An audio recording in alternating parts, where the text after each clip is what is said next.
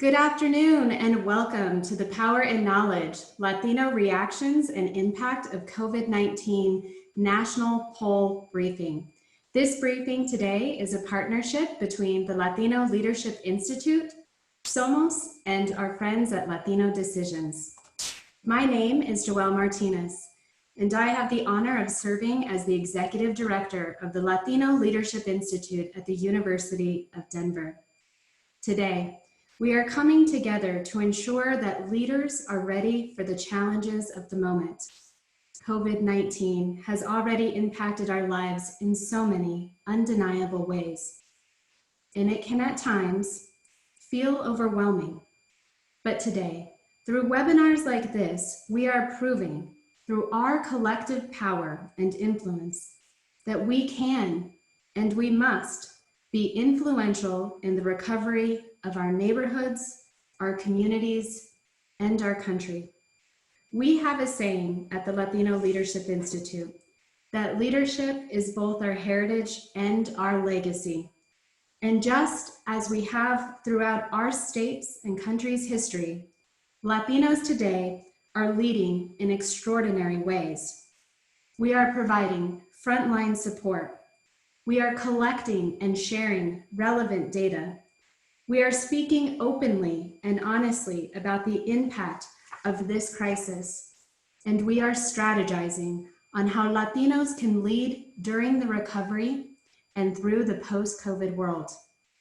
Our charge as an organization is to change the face of leadership by ensuring that we are in positions of great power and influence to both advocate and to lead.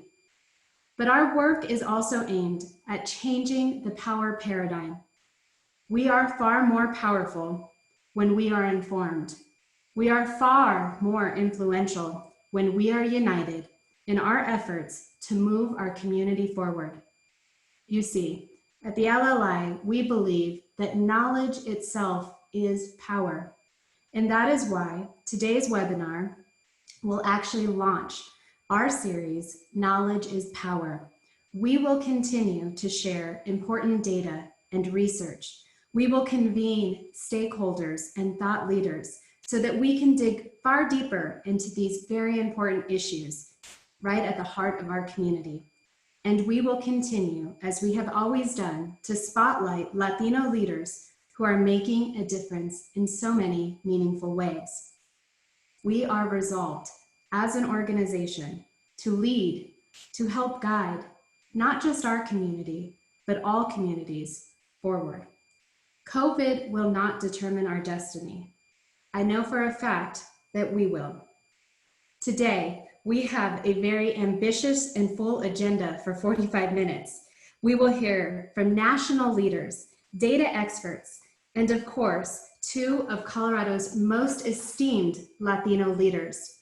We will be recording today's webinar, and we will share it with you and the broader community in the days to come. We ask that you think about how this information that you learn here today can inspire others in the community to think bigger and do more. Please continue to be the conduit of this information by sharing it with your networks. We have a Q&A function available for you. You may see it at the bottom of your screen. Throughout today's presentation, we encourage you to submit your questions. There were many of you who submitted questions prior to today, and because there's so many really important questions that you are populating, we will not have the opportunity to answer your questions live, but instead, we'll be providing those answers in a post-webinar format in the days to come.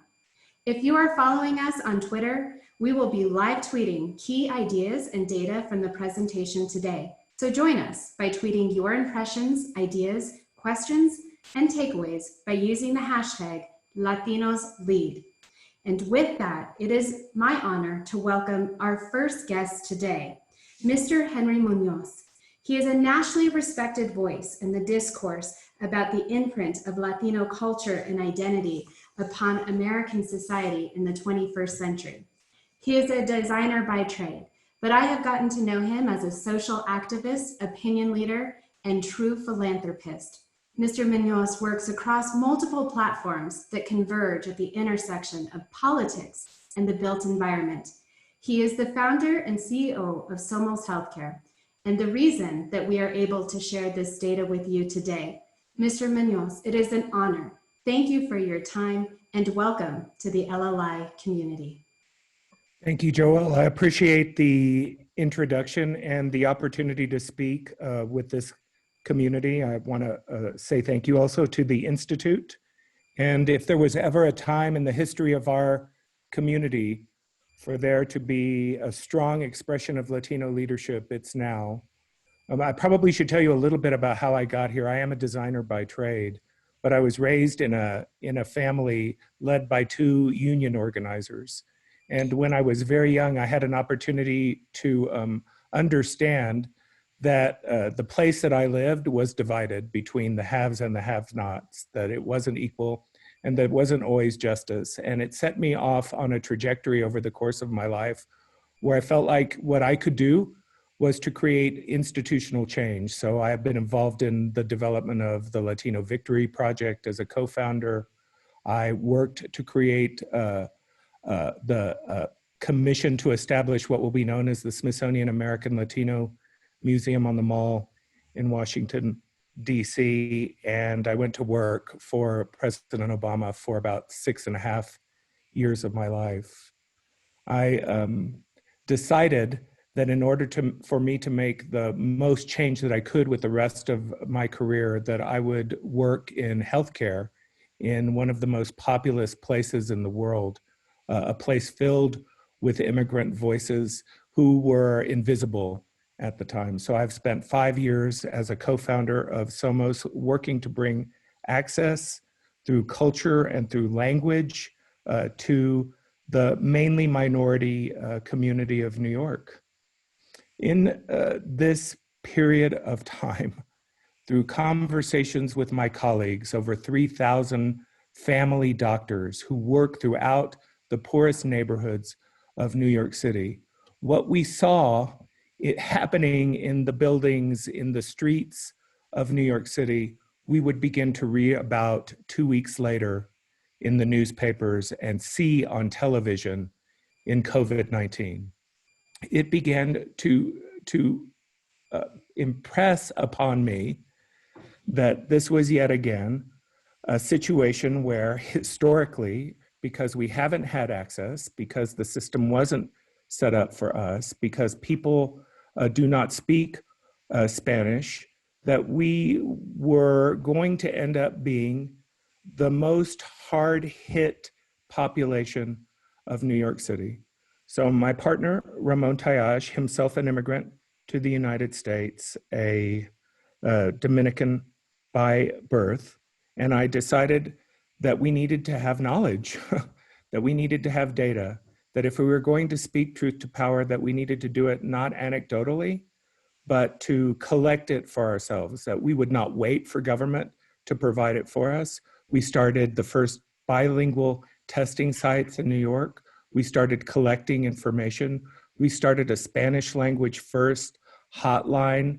We understood as we began these testing sites that if your citizenship was in question and you pulled up to a testing site and you were asked, for example, for identification, and you had to make yourself, you had to find yourself through 3 layers of police security, that you probably would turn around and not get tested.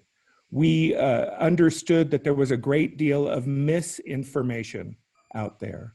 So I picked up the phone and called my friends at Latino Decisions and asked them if anybody had ever, in this period of time, undertaken a national survey that would begin to imprint upon the minds of all Americans the harm, the opportunities, the challenges of what was happening to Latinos in communities across this country, and the answer was no.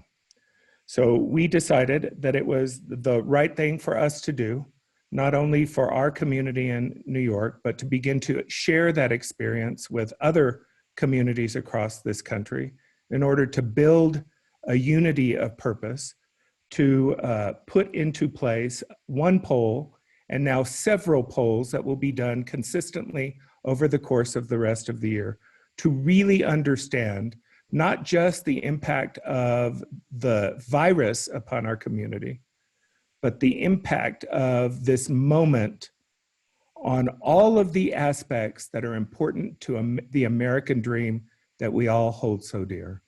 So it's my pleasure to introduce to you today Dr. Gabriel Sanchez, who is a principal at Latino Decisions and a professor of political science at the University of New Mexico. I'm sitting in New Mexico today. And to say thank you to them for beginning to assemble what I think is a very important foundation of knowledge for our community and its empowerment. Gabriel.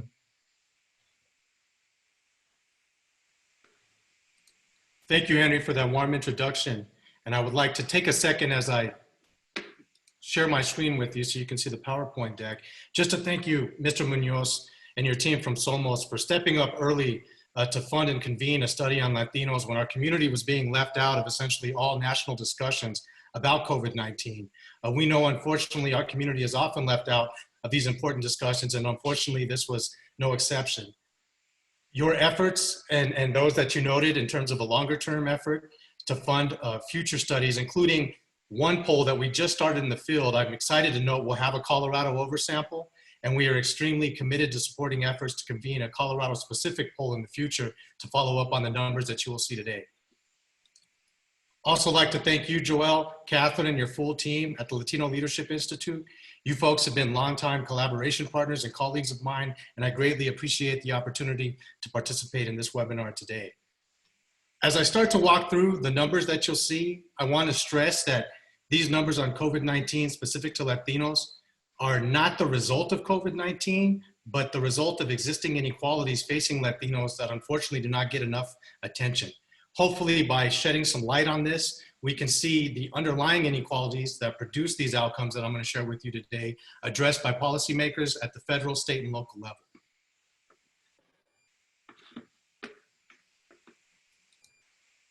Talk a little bit about the survey. I don't want to go into too much detail on the methodology.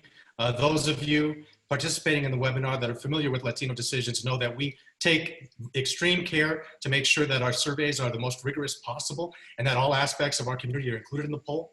I'll stress that the sample size of 1,200 Latinos is by far the most comprehensive study of Latinos and COVID-19 done by anybody across the country. Our field dates were April 7th through the 12th. I note that, and we'll come back to this often, stressing that this poll was done in a snapshot of time that often reflects numbers that are probably even better, as bad and as dark as these numbers are going to look, than what they are now. We ensured that we were able to capture both English and Spanish speaking respondents. Our full team at Latino Decisions is fully bilingual, including our interview staff. So you'll see that 41% of this sample completed our interviews in Spanish, ensuring that we had our immigrant community included in all the numbers that are reflected here. This was a blended mode sample of both online and live telephone interviews. And then obviously we're going to be focusing our conversation today on the impact and reaction of Latinos to COVID-19 across both health and economic indicators. Anybody who wants to get further information about this poll, you'll see the link at the bottom, latinodecisions.com. And if you click on the polls and research tab, you'll be able to see this slide deck, as well as more detailed crosstabs and results so that you can look at the data. And I'll give you my email address at the end of the talk. If you have any questions, feel free to follow up with me. Let's start by looking at the health-rated concerns among our Latino population in the survey. We always start our survey with an open-ended question that asks Latinos, essentially, what are the most important issues facing the community that you think Congress and the President should address? We give folks the opportunity to select up to 3 responses. And you can see here, obviously, the most salient issue is responding to COVID-19 or the coronavirus. But we want to stress that in February, healthcare costs and income and wages and economic issues were the top issues. And you see that reflected across here in this particular poll. So if anything, COVID-19 has only amplified these underlying concerns related to healthcare costs, improving wages and incomes for Latinos, and unemployment. I also want to stress the 17% of respondents who indicated racism against Latinos and immigrants is a major problem that they think the federal government should address. Unfortunately, during this time of COVID-19, we've actually seen increases in concern and worries across our sample respondents about racism towards not only Latinos, but our immigrant community. Although we're seeing a lot of attention paid to the Asian American community. Yes. Abe, I'm so sorry to interrupt you. This is Brenda. Your slides are not moving. We are still on the first page of the deck. Let me see if I can stop and reshare and see if it'll.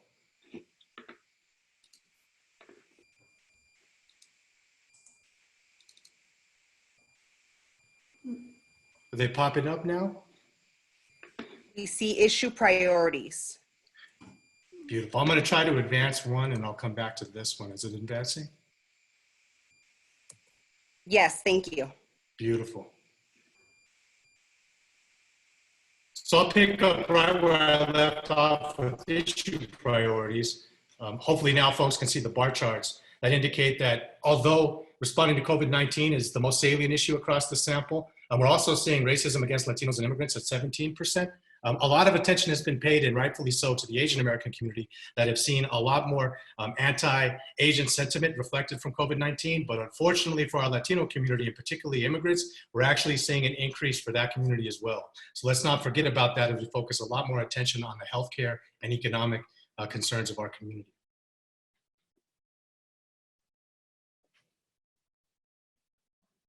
When we ask specifically about how closely the population is following information about COVID-19, we see that 70% of Latinos are following news about COVID very, very closely, another 24% somewhat closely.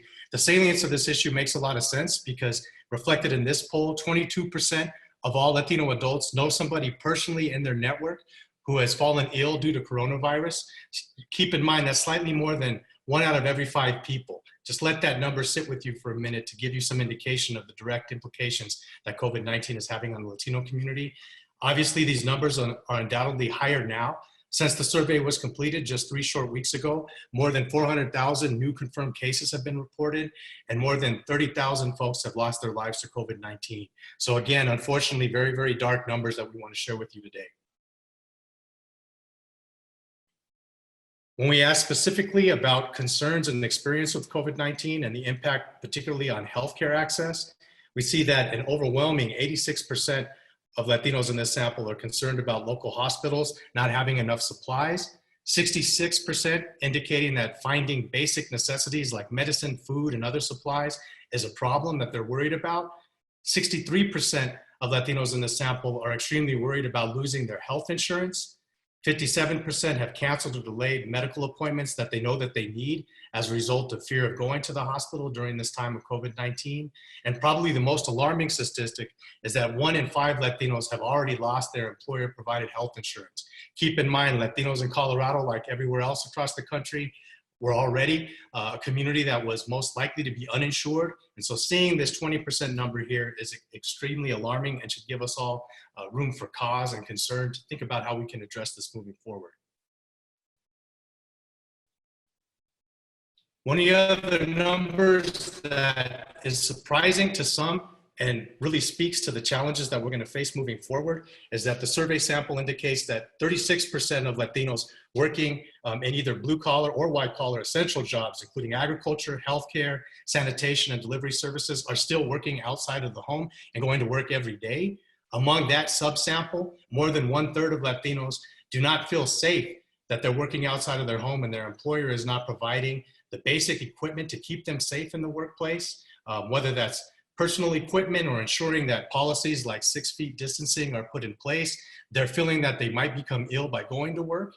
You see reflected in the numbers on the bar chart, 36% of the overall population is concerned about getting ill at work, but you see it's elevated in the state of Texas at 46%.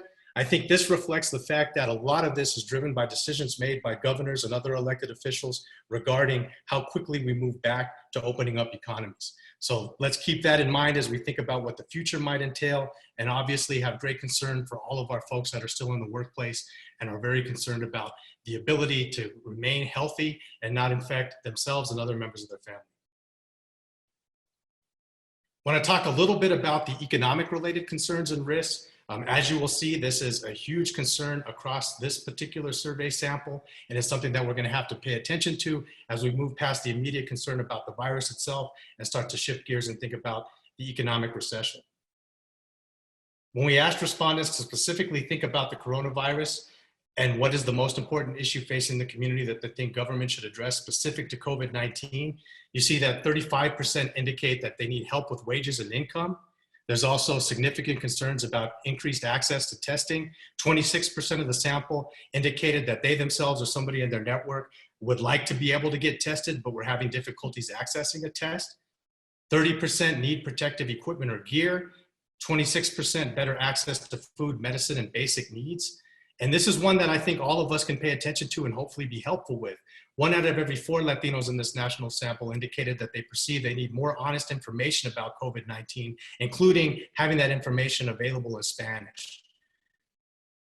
23% are also very concerned about having better access to healthcare.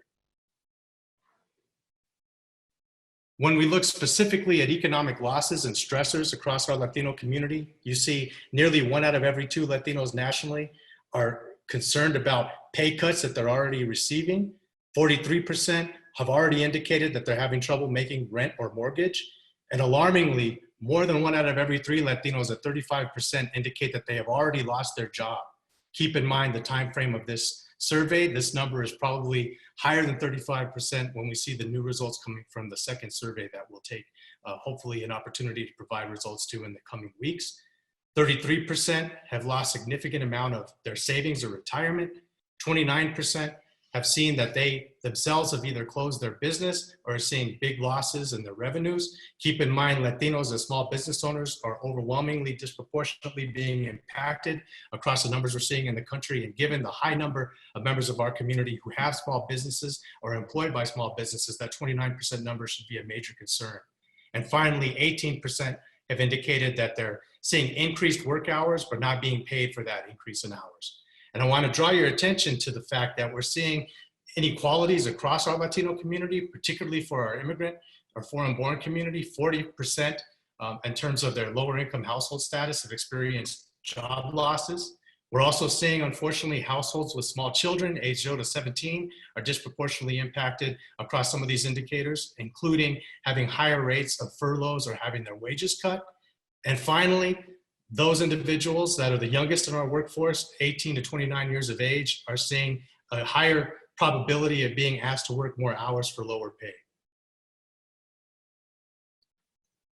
When we slice that data and we take a look across these 2 particular subgroups of the population, those that have children at home and those that are aged 18 to 29 years of age, you see when we look at whether or not you've lost a job or been furloughed, had to see your pay or your hours cut, or lost a family-owned business, we see that overwhelmingly 65% of Latinos have experienced at least one of those unfortunate economic pains, but we see it elevated among families with children at home and those that are 18 to 29 years of age. Keep in mind that millennial population, which is comprised partly of the 18 to 29-year-old group, is very, very large across our Latino community. In Colorado, essentially, half of all Latino eligible voters are millennials. So when we think about the disproportionate impact on our young people, keep in mind that's magnified by just a large ratio across our community. When we look at this same set of data across these same subgroups, alarmingly, 11% of Latinos overall have experienced all 3 of these economic impacts. Again, losing a job or being furloughed, having your pay or your hours cut, or losing a family-owned business. So 11% of our overall population is seeing all 3 of those factors multiplying and impacting them and their households. And you see across the board here, again, age 18 to 29-year-olds are more likely than any other age group to actually be suffering from all 3 of those factors.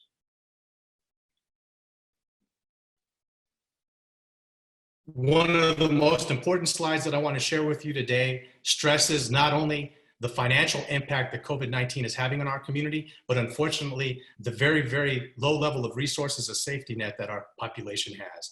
43% indicated in the poll that they're having trouble making their April rent or mortgage. More than 50% are not getting a grace period or relief from their landlord or mortgage holder. And again, over 30% have already lost a significant portion of their savings in retirement. And this is magnified by the fact that when we asked respondents directly, how much money do you have saved for emergencies? 34% have less than $100 in savings, and another 16% between $100 and $499. So 50% of all Latinos nationally only have $50 or less to rely on in this very difficult time when we're seeing huge financial implications for Latinos. We also asked the sample to project into the future and give us some indication of their concerns for either themselves or someone in their household. You see a stunning 76% are worried that they will lose their job in the immediate future. 73% are worried that they'll lose their savings or retirement. 76% are worried that they won't be able to pay rent or other basic expenses. This financial insecurity that we're seeing across the Latino population is very real and palpable to this community. I think this is something that we're going to have to think deeply about, particularly given that Latinos were the population that was hit the hardest in the last economic recession. We want to ensure that we take all proper steps to try to minimize the impact this recession will have on the Latino community. Despite all of these numbers that I've shared with you that show that Latinos are being disproportionately impacted, both in terms of direct healthcare issues related to COVID-19 and all the financial implications associated with it, when we ask Latinos directly whether they think it's time to open things back up and get back to work, or whether or not they're willing to continue making sacrifices in order to save millions of Americans from serious illness or death due to coronavirus, you see the overwhelming majority of 81% of Latinos, despite all of these factors that we just noted, believe that it's important to make these sacrifices to save more lives. I think this is an important number to reflect on as states across the country are having to make the difficult decision of whether or not to open things back up and try to address the business concerns that they have and economic concerns versus continuing the important policies to save as many lives as possible. Final set of data I want to share with you is specifically focused on education and schooling online during this difficult time and the challenges that Latino population is facing across the country. Keep in mind, Latinos are disproportionately parents of young children, so we have a greater concentration of folks in the school system that are facing these challenges right now than the overall US population. We're seeing that schooling from home is presenting a unique set of challenges for Latino population, predominantly the working class segment of our community. We see that across this sample, 68% of Latino households have at least one student in grades K through 12 engaged in online schooling right now. Another 34% have at least one person in the home taking college courses online this semester.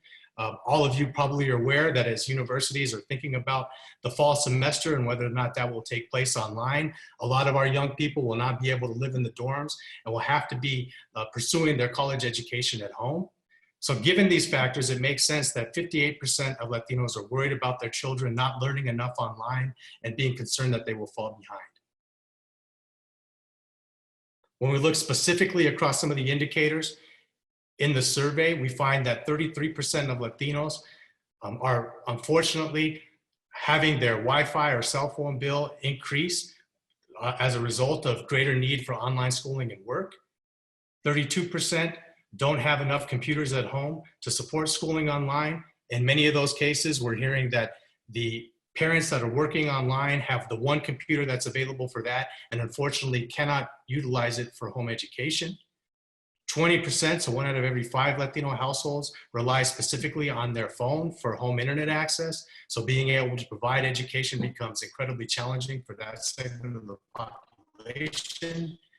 And 17% do not have any home internet access. So keep that in mind. The digital divide is real, and unfortunately that existing inequality is being magnified in this difficult time when having access to broadband is so critical. And unfortunately, only 11% of the sample indicated that their school is helping with equipment and or Wi-Fi.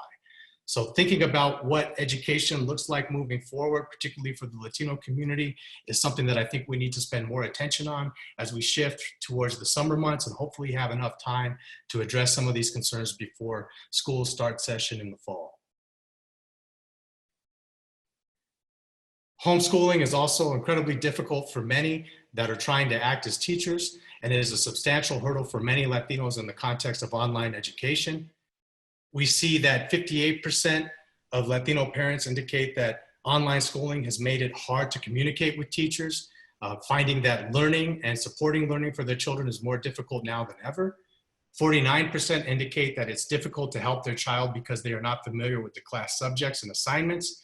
As somebody with a fourth grader at home, I can indicate that I'd be part of that 49% challenge. Even with advanced education, being able to keep up with that is very difficult at home. 35% indicate that online school has been difficult because of technical problems, such as the websites or the programs that the school is providing not working. So again, indicating that this is going to be a complete challenge for Latino households. The more all of us can do to think through some of these challenges and find simple solutions is definitely warranted. So as I close with some major takeaway points, I think these data point to, unfortunately, a quote unquote better point in time.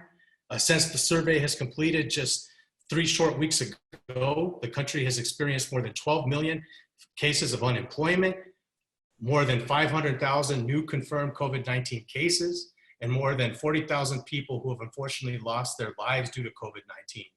I think that this underscores the depth of the inequities that were well in place before this crisis took hold. I think once we think about the population that was once viewed as expendable, and now that they're being revealed as essential employees, I think hopefully this gives some indication that policymakers will look towards these underlying inequalities that really have presented the data that I've shared with you today. And finally, the financial insecurities that we've seen across the survey, particularly confounding the Latino population and the availability of healthcare access and educational resources being a challenge, gives us some opportunity to look for solutions to improve these outcomes for the Latino population moving forward. Thank you very much. I'll leave my email address up there, gabriel.sanchez@latinodecisions.com. Don't hesitate to contact me if you have any questions about this data or you have any suggestions for things that we should consider in the polls that we conduct moving forward. Thank you.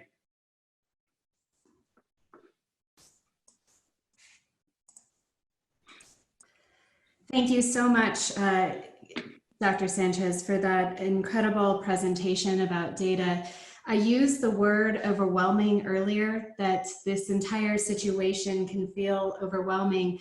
I'm sure like many of the attendees, I too sit here today with this just sense that this problem is big and it's complex. And, you know, to your point, it absolutely was part of our reality before COVID. And what COVID has really done is really serve to put a microscope on these systemic problems that our community has been facing for generations. In times where I think there's great challenge before us, it's really important to find opportunity within those challenges, to find hope and inspiration. And some of the data points that you were bringing up today, I'm so relieved at the fact that, you know, the LLI has produced some extraordinary alumni and is working with fellows that are very much on the front lines of solving these problems. You know, I think of Senator Dominic Moreno, who's overseeing and ahead of our JBC here at the state level, who's going to be responsible for really fixing our state budget gap that this has created. I think of fellows like Nicholas Jimenez, who's at Comcast doing government affairs, who's working on their part to help with that digital divide. I'm thinking of people like Stephanie Seiner and others who are working in our healthcare systems to ensure that those inequities and access points that Henry talked about are available to our community. The problems and the issues that we are facing are absolutely undeniable. And I know personally throughout my life and my career, when I have had so many questions and I needed to understand the system, or I just needed to hear from a leader who got it, who's in those positions in power and influence, I always make one call, and that call is to Federico Peña. He is someone who has served our community in so many ways over the years, as all of us have been benefactors of his generosity and his leaders, because he's a co-founder of the Latino Leadership Institute. But he's also served as on the senior advisor as the Colorado Impact Fund, a venture fund investing in Colorado companies that are having positive impact on our community throughout the state. Prior to going into private equity work, though, he dedicated his life to public service. bringing our voice to the table as United States Secretary of Energy and as United States Secretary of Transportation. But before he went to Washington, D.C. to serve in the cabinet position, he was our mayor here at the city and county of Denver. Recently, Federico, and wisely so I might add, was tapped by Governor Jared Polis to oversee this state's economic recovery task force. So it is nothing but an honor to be able to share the person that I always go to in times like this with all of you. Federico, thank you for your time. Welcome, and we look so forward to hearing what you can help us understand and share some insight and information with all of us. Thank you, Joelle. I hope everybody can hear me. Let me first congratulate you, Joelle, for hosting this important seminar. And thanks also to our extraordinary presenters.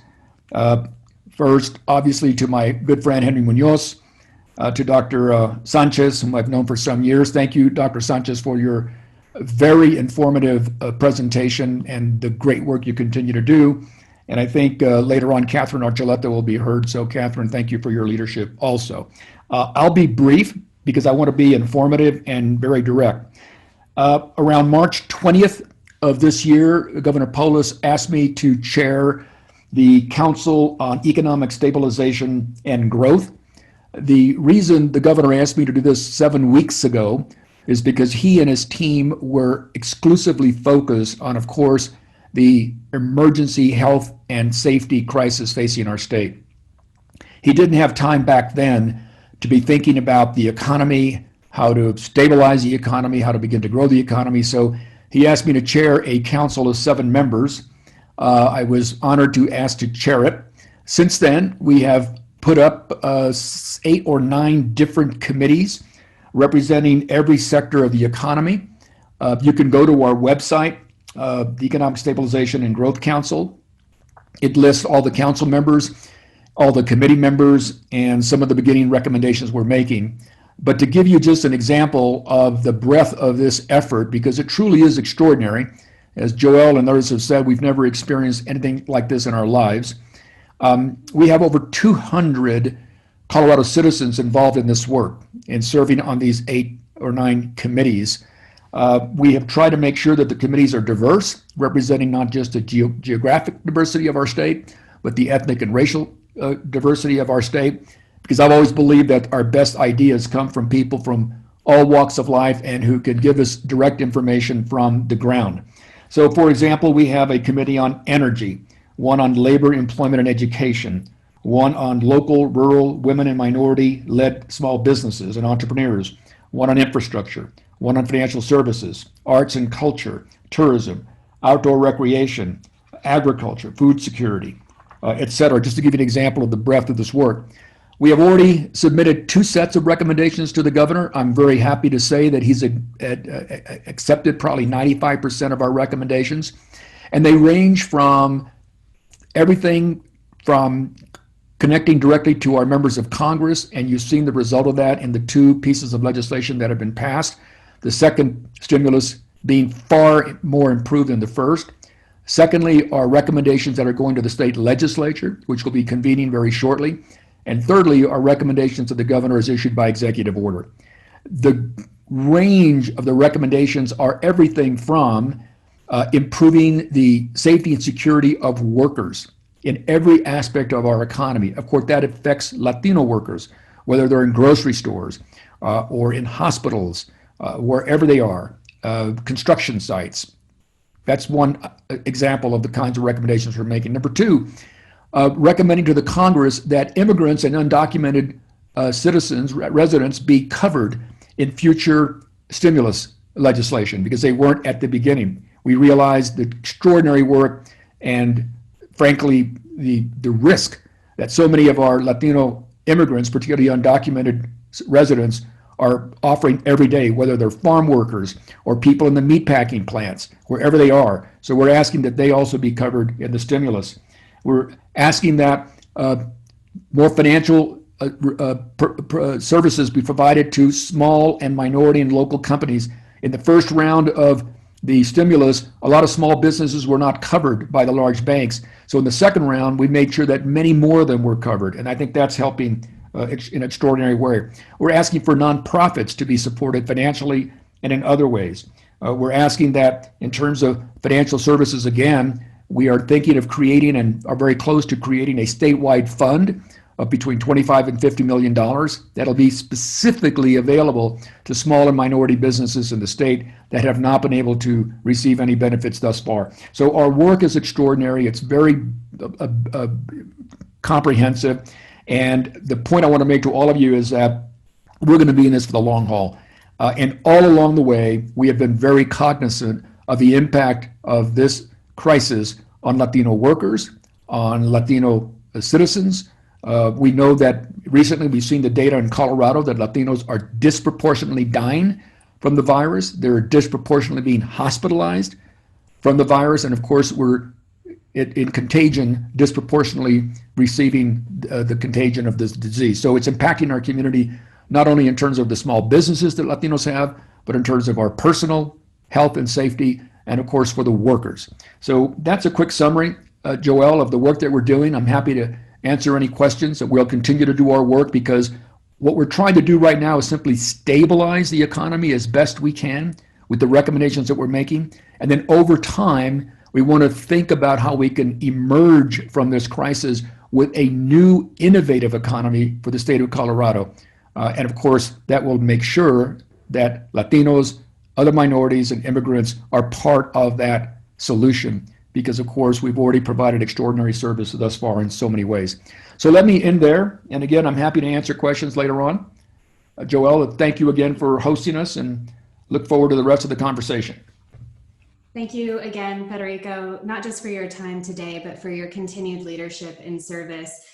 When the governor's office called and asked for your cell phone number, I'm always cautious before I start giving that away. And they said that they were interested in having you lead this. And I am so grateful that they saw what we see in you, and that is that you bring such a methodical approach to this. And I have a lot of faith and hope that that economy that you're talking about will be realized. So thank you so much. He has generously offered to answer your questions today. Make sure you're populating those in the Q&A bubble. And again, we're going to be responding to those questions and providing answers in the days to come.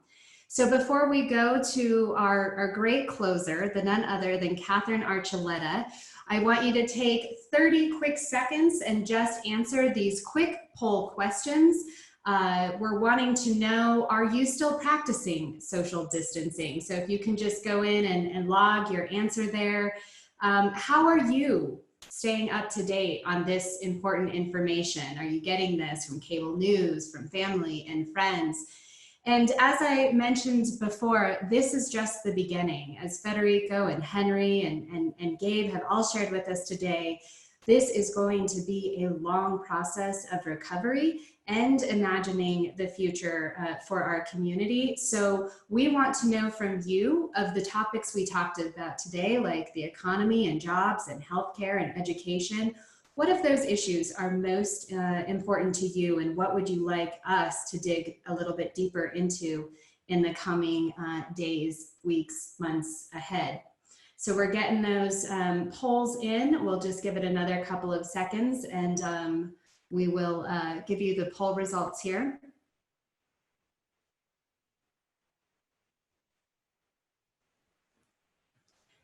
And as we wait for those to come in, I definitely want to give acknowledgement to the entire team.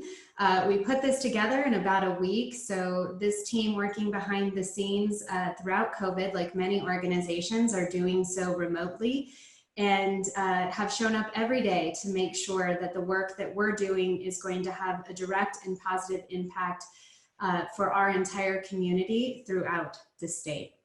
So as we end polling, we're now going to share these results with you. So I'm thrilled to say that at least within this group of people, 98% of you are practicing social distancing. This is critical, as we know that this is the one way that we can stop the increase and the spread of coronavirus. Sounds like there's a split between cable news, social media, and online journals, which that's exciting me because the LLI is going to be doing some white papers and some things online and on social media as well. And then finally, it looks like there's an overwhelming desire to dig a little bit deeper into the economy and jobs. So I'm really grateful to say that we are already working on doing some work around that, and we'll be sharing that information in the coming days and weeks. So with that, I have the opportunity to share with you and to introduce to you the chair of the Latino Leadership Institute, none other than Katherine Archuleta. She was appointed by President Barack Obama to be the first Latina to lead the U.S. Office of Personnel Management, overseeing the human resources management for the entire federal government. Her expertise in recruitment and hiring and development and really supporting our entire federal workers throughout the country is more critical now than ever as we think about what the future economy and workforce may look like.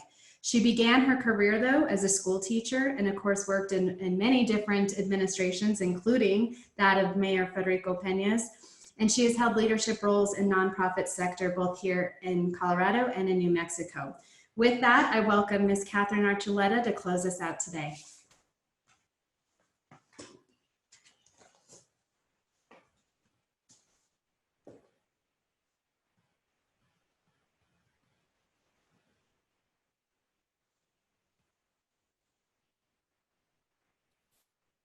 Thank you, Joelle. Are you able to hear me now?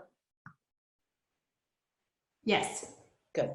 Well, thank you everyone for being with the LLI today in this important seminar.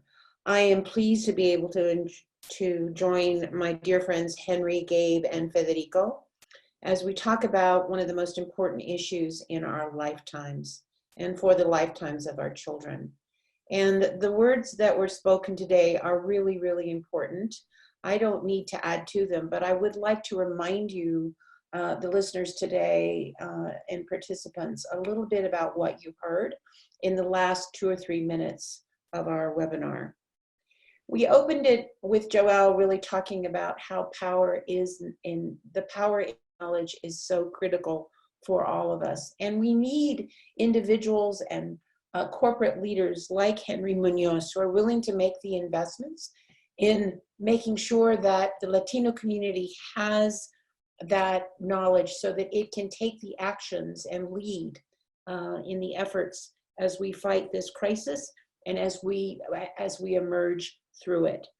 And I loved his words when he said that we must move from anecdote to data.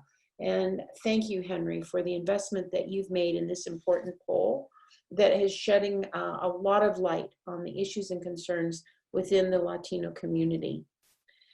We also heard from Henry and with Gabe that we're all in this together, that we must inform ourselves so that we can act not only as a collective and as a community, but also as individuals. We know that our families, that is 1 in 5 of us, have been impacted by the COVID-19. We worry about our health. We worry about jobs, and we worry about our children, their education, and indeed our own education. COVID-19 has shone a bright light on the inequities that our community has long faced. They didn't just appear with COVID-19, they have been there, and that light is now brighter more than ever. And I'm recalling the words from Gabe's presentation about being one emergency away from financial despair. Think about that. For so many of us, as you looked at that graph, the circle graph about how all of us, the small of us, some of us who have privilege, are not worrying about that, but we are the small minority of so many families in the Latino community who are one emergency away from financial despair. Fortunately, we have the leadership from people like Federico Peña, who are not just standing in front of the Latino community, but standing in front of our state communities and our national communities to help lead the way. We are making sure that we have the answers, or finding the answers about the issues that we care most about, whether that's safety and security, whether that's helping our immigrants and undocumented residents find the help that they need to survive this crisis, whether we're supporting and lifting up the small businesses as they struggle to remain alive in our communities, and how we work with nonprofit organizations to make sure that they have the support they need and the voice they need to make a difference as we find our way to solutions. We have to emerge from this crisis, and we have to find the remedies, of course, that will lead us through this crisis. But most importantly, what I heard from Henry, what I heard from Gabe, and what I heard from Federico is that how are we going to find the remedies, not only about this particular health crisis and the situations it has created in every sector, but how are we going to remedy the inequities that have been fundamental in our communities for so long? And the answer is simple. It's us. We are the influencers, whether we are an influencer at our kitchen table, whether we are an influencer among our larger families, whether we are an influencer in our communities, and certainly at the decision-making tables. We, one by one, can make a difference on behalf of our families, our neighborhoods, our communities, and our country. Power is in knowledge. We hope that you will take away the information that you received here today, share it with whoever you can, whenever you can, and make sure that they understand well what we are facing as a community, as what we are facing as Latinos. I look forward to participating with you as an influencer and joining my colleagues in helping to find ways that we can make a difference. And I look forward to working with you in doing the same. Thank you.